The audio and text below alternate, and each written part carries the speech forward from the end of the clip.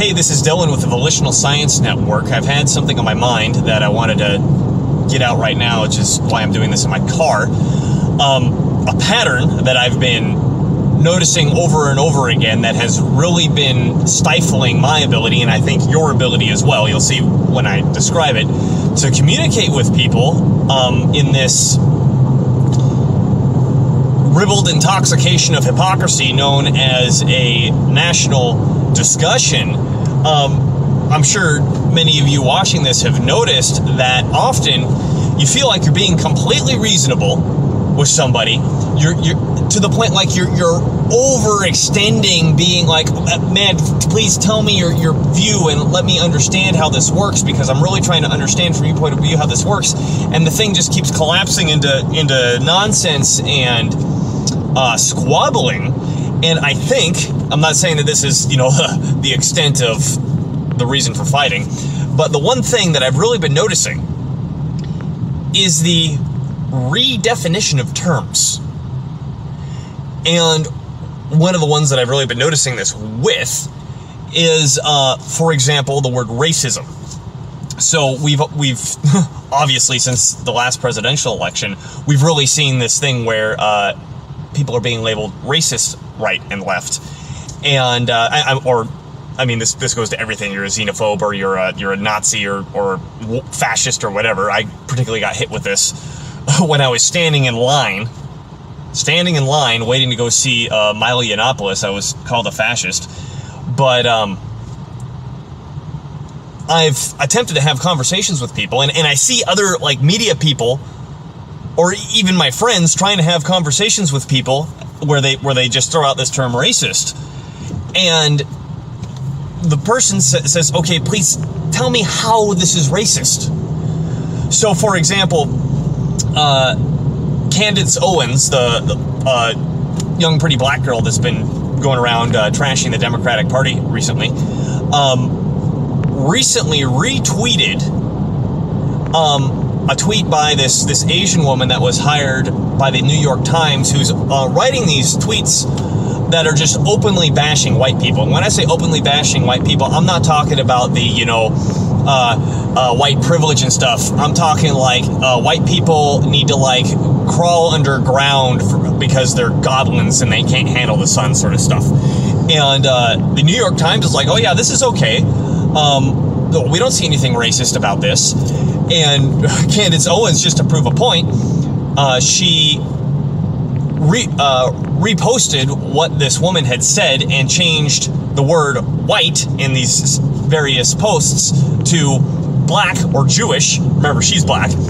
And was immediately banned off of Twitter or whatever, Facebook or whatever she posted it on, which was, and her point, of course, was to show the glaring double standard of, you said you're against racism or hate speech, whatever that is. I guess we can work with the assumption that racist speech is hate speech. And she says, or she's pointing out that, look, you're making it okay to be racist against white people, but not racist against any other group. It's a double standard. And this is so clear to someone, I guess, like me, where it's like, yeah, there's the principle of racism is like you criticize a certain race of people based on something that they're not actually doing. Like, they're bad and I don't have any evidence to back it up. I just don't like it because of their skin color or the size of their nose or their hair color or their eye color or whatever.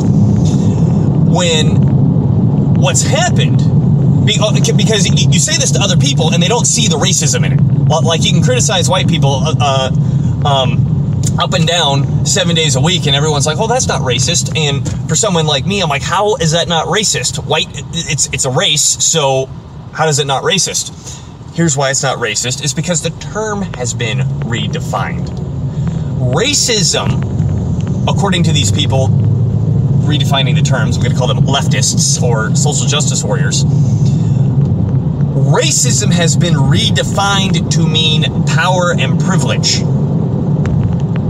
This is the interesting thing about words, because with words or language, and this applies to any language, any word that we use has a subjective and an objective component to it. For example, let's say I'm driving through Washington right now, I'm looking at a bunch of trees. The word tree has the objective component, and then I'm referring to the physical thing. I mean, you can see the trees here. There's a physical thing. It's got leaves and it's green and it's made of wood that I'm talking about, but I'm using the subjective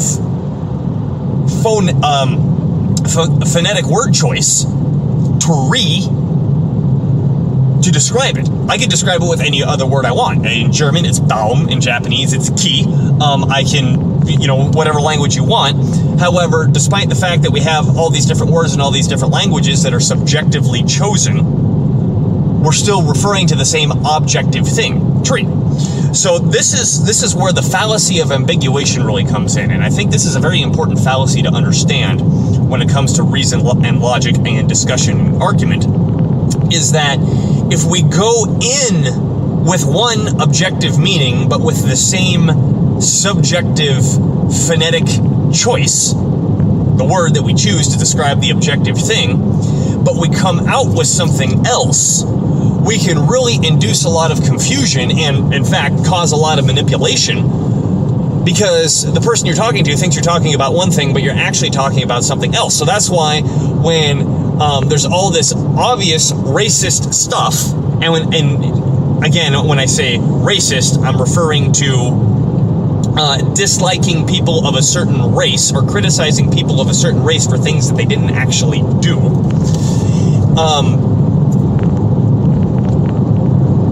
To criticize white people per that definition is racist. However, if we redefine racism to mean power and privilege,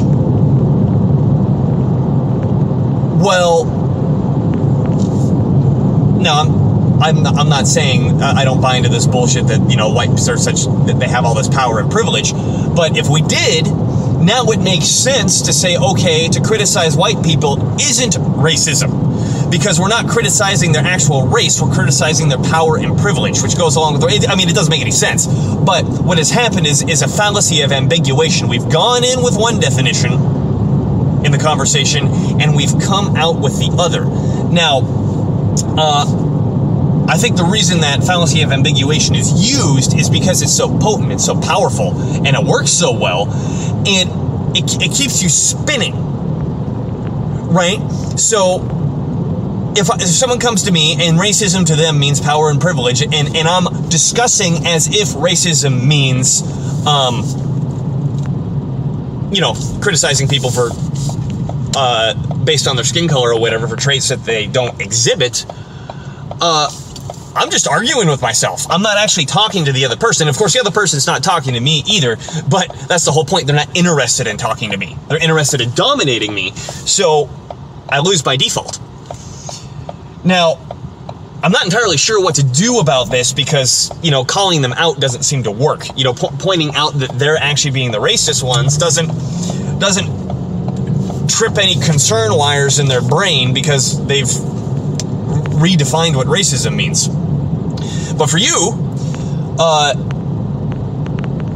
use this as an opportunity to start to experiment, because I really noticed this. I was watching Stefan Molyneux and Lauren Southern, because they're on this Australia, New Zealand tour, being interviewed by this New Zealand news anchor who was just as fucking stupid as the ones here. Oh my God.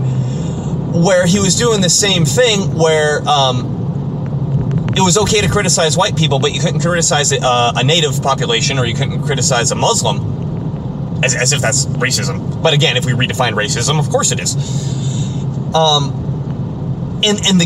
Of course, Stefan Molyneux is like this beautiful and adroit and adept discusser, and he was dancing circles around this guy and continuously throwing it back at him. And there was quite a few times where the guy was stunned and just staring there going, I don't know how to handle this. I mean, he didn't say that, but you could tell that was the look he was giving. But he would recover and come back and say things that were very clear that he didn't see criticizing white people as any concern, but criticizing any other race was, this racist, oppression, imperialist, blah, whatever. So what do you do about that? I don't know. But it's worth it to watch out for, because I think the one thing we shouldn't do is not call it out. It's to not point it out. If we keep saying, okay, and I know I keep using racism as this example. This goes to more than that. Free speech has been redefined, by the way. Free speech is now like a neo-Nazi concept. What?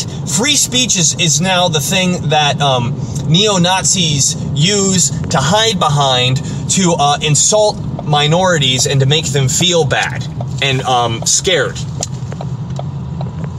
That's what free speech has been redefined as.